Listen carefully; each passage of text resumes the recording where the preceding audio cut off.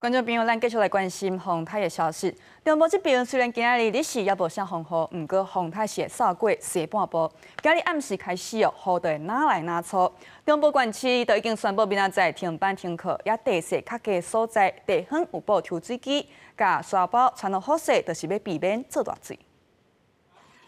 赶伫大雨要来进前，厂商伫鹿港工会堂前的广场，也有老龟设置移动式抽水机，因为这的地势较低，即要拄到大雨一定会淹水。当地民众讲，因家拢惊到了。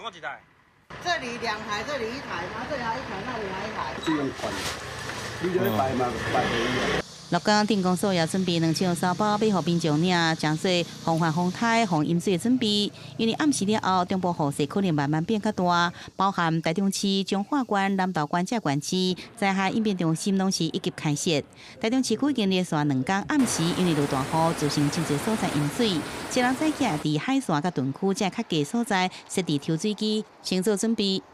预布了27部的大台的移动式抽水机至17处点来做预布，操作人员都已经进驻完毕。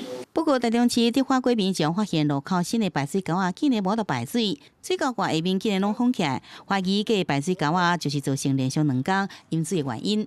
这10几年没淹水啊，10几年了，10-20年没有啊。这次为了这个水沟，也不知道是不是这个水沟，那里面都淹到那满出来。 台中市府是讲，这个新的排水沟啊也未启用，原来排水沟功能是正常的。另外，位伫南投的溪头森林娱乐区也开始咧做防范风台准备，除了检查发电机新发度正常运作，也提前甲淹水闸门关起来。怕它雨量太大，然后导致它这边是大水池的取水口，然后怕它的入水量太大。 这摆风台看来真凶猛，有股会由南往北扫过台湾西半部，中部县市初期都已经停班停课，呼吁民众加强防范风台，为必要卖出外。